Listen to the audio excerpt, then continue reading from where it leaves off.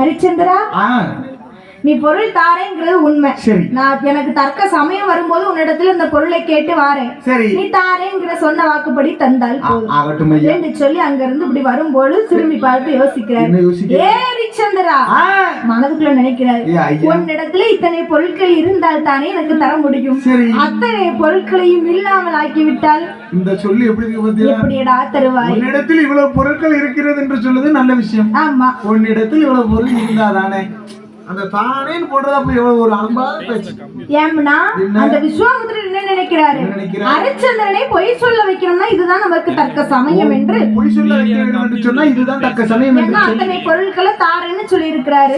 அப்போ அந்த பொருட்களை இல்லாமல் ஆக்கிவிட்டால் என்ன செய்ய முடியும்? ஆமா, இல்லாமல் ஆக்கிவிட்டால் நம்மளிடம் பொய் சொன்னதான அர்த்தம். சரி என்று சொல்லி அந்த விஸ்வாமித்திரனாகப்பட்டவர் அவர் கெண்டியில இருக்கக்கூடிய தண்ணீரை எடுத்து வலது கையில் ஊற்றி மந்திரத்தை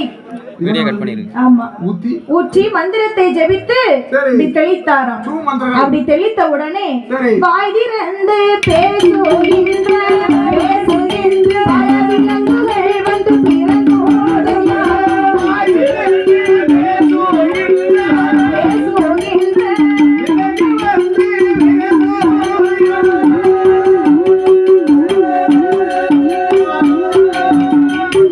வந்து கையில இருக்கக்கூடிய இப்படி தண்ணீரை தெளித்த உடனே வாயிலிருந்து பேசக்கூடிய பல விலங்குகளானது வந்து பிறந்தது.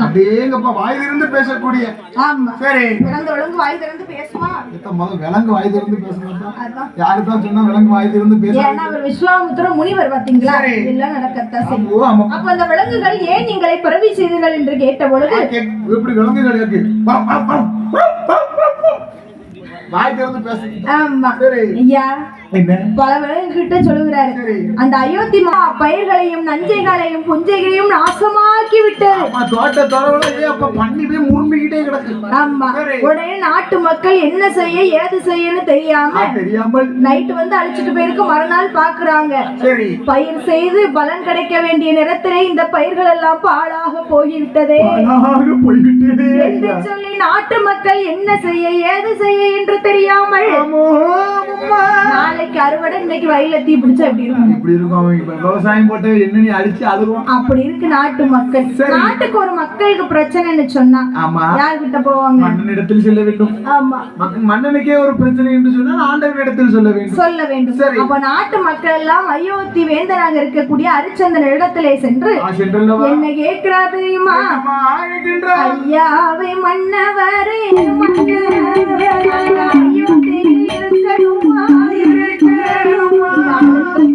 போகணுமா எந்த திசை இருக்கணுமா எந்த திசை இருக்கணுமா வேறு திசை போகணுமா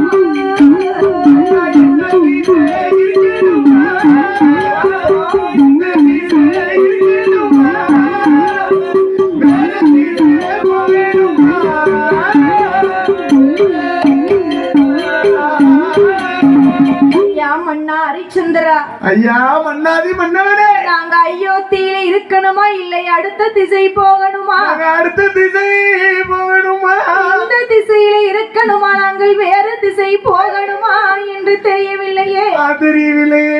மன்னா, பயிர்களை செய்து பலன் கிடைக்க வேண்டிய நேரத்திலே எல்லா பயிர்களும் இப்படி பாழாக போய்விட்டதே மன்னா. பொஞ்சாதி தாலியை வைத்து அடை வைத்து போட்ட விவசாயம் சரி பாழா போச்சு அப்படின்னு நாட்டு மன்னன் ஹரிச்சந்திரன் இடத்தை வந்து சொன்ன பொழுது ஹரிச்சந்திரனுக்கு என்ன செய்யணும் தெரியல. விலங்குகள் வந்து அழிச்சிருக்கு. சரியப்பா மக்களே, உங்கள் விவசாயத்துல எவ்வளவு குறைபாடு ஏற்பட்டதோ அத்தனை பழங்களும் மந்திரி சத்தியகீர்த்தி உள்ள தள்ளுப்பா முதல்ல. எப்பா என் மந்திரி சத்தியகீர்த்தி, இந்த விவசாயிகளுக்கு எத்தனை பணங்கள் நஷ்டமானதோ அத்தனையும் அள்ளி கொடுப்பா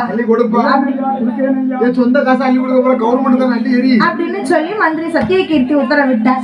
ஹரிச்சந்திரன் யோசிக்கிறார், நம்ம என்னதான் பணத்தை கொடுத்துக்கிட்டே இருந்தாலும் இதுக்கு ஒரு முடிவு கட்டணும்னு சொன்னா பயிர்களை அழித்தது என்னது? விலங்குகள். அப்ப விலங்குகளை அழித்தால் மோட்சம் கிடைக்கும் என்று சொல்லி அப்ப பார்த்தார் அந்த ஹரிச்சந்திர மன்னன் விலங்குகளை வேட்டையாட வேண்டும் என்று சொல்லி அயோத்தி மாவட்டத்தில் மந்திரியை தான் அழைத்து காவலாளி தான் அழைத்து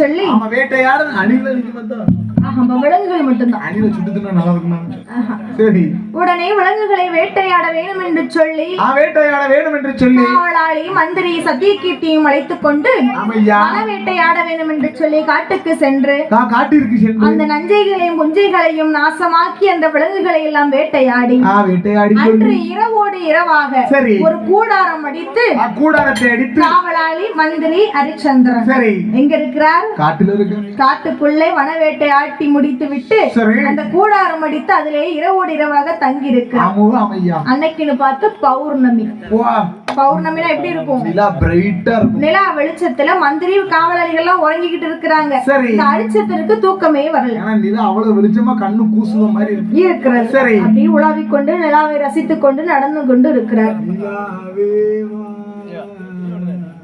இப்படி ஹரிச்சந்திரன் நடந்து கொண்டு இருக்கக்கூடிய நேரத்திலே விஸ்வாமித்திரர் யோசித்துக் கொண்டே இருக்கிறார் நம்ம அனுப்பி வைத்த விலங்குகளை அந்த ஹரிச்சந்திரன் அழித்து விட்டானா அவனை எப்படியாவது பொய் சொல்ல வைத்தே தீருவேன் பொய் சொல்ல வைத்தே தீருவேன் நம்ம அனுப்பிய விலங்குகளை அழித்து விட்டான் என்று ஒரு கோபம் ஒரு ஆங்கார கோபத்துல என்ன வரும் பெருமூச்சு வரும் சொன்னதான் வருது உனக்கெல்லாம் நமக்கெல்லாம் கோபத்துல பில்டிங் தான் உடையுது என்ன செய்ய இப்ப எவ்வளவு பெரிய பில்டிங்கா இருந்தா அந்த கைப்பட்டா உடைஞ்சிருது கை என்னைக்கு உடைய போதோ தெரியல அப்போ உங்க வாக்கு பொண்ணா இருக்கட்டும் ஆமா சீக்கிரம் உடைஞ்சிரும் அப்போ இந்த விஸ்வாமித்திரர் பார்த்தார் அந்த விலங்குகளை அழித்த கோபத்திலே பெருமூச்சானது பெருமூச்சிலே இரண்டு ஒரு பெண் அடேங்கப்பா குழந்தைகள் வந்து பிறக்கிறார். எத்தனை குழந்தைகளா?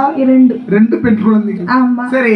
அப்போ பெண் குழந்தைகள் வந்து பிறந்த பொழுது ஏன் என்னை பிறவி செய்தீர்கள் என்று கேட்டேன். கேட்கும் பொழுது அம்மா பெண்களே, பெண்ணே, அயோத்தி வேந்தனாக இந்த காட்டுக்குள்ளே கூடாரம் அடித்து ஹரிச்சந்திரன் இருப்பான். ஹரிச்சந்திரன் இருக்கிறான். அவன் அருகில் சென்று நடனம் ஆட வேண்டும். நீங்கள் இருபேர்களும் உங்கள் நடனத்துக்கு மயங்கி ஹரிச்சந்திரன் உங்களுக்கு என்ன வேணும் என்று ஹரிச்சந்திரன் கேட்பார். Loose connection. ஆமா. சரி. உங்களுடைய நடனத்துக்கு மயங்கி உங்களுக்கு என்ன வேணும் என்று கேட்பார். என்ன வேணும் என்று கேட்கக்கூடிய நேரத்தில் விஸ்வாமித்திரன் இப்ப நாங்க என்ன கேட்கலாம்? ஓஹோ என்னதாச்சும் கேளுதான். எங்கள் இருபேர்களையும் திருமணம் முடிக்கணும்னு கேளு. திருமணம் முடிக்க வேணும் என்று. அதுக்கு அவர் என்ன சொல்லுவாரு? எஸ் சொன்னார்னா வச்சுக்கிட வேண்டியது, வேண்டாம் இல்லன்னு சொன்னா என்கிட்ட வா. சரி அப்படின்னு சொல்லி விஸ்வாமித்திரரை அனுப்பி வைக்கிறார். விஸ்வாமித்திரருடைய வார்த்தை கேட்ட அந்த இரு பெண்களும் ஹரிச்சந்திரனை தேடிக்கொண்டு எங்க வருகிறாள் தெரியுமா? அண்ணன் போல நடை நடந்து அண்ணன் போல நடை நடந்து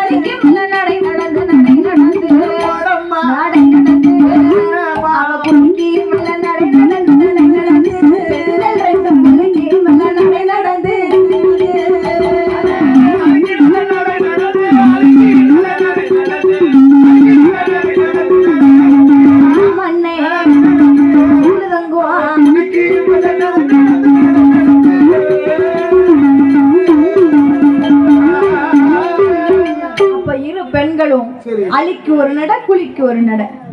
அண்ணன் நடை நடந்த ஆசார கைகள் வீசி ஹரிச்சந்திரனை தேடிக்கொண்டு அப்படி காலில் போட்டிருக்க பாத்தீங்களா கொலுசு, அந்த கொலுசு காலில் செருப்பு போடாம கொலுசு மாட்டினாங்கன்னு சொல்லுவாங்க, செருப்பு போட்டாங்கன்னு சொல்லுவாங்க. கொலுசு மாட்டிக்கொண்டு இரு பெண்களும் அப்படி நடந்து வருகிறார். சரி.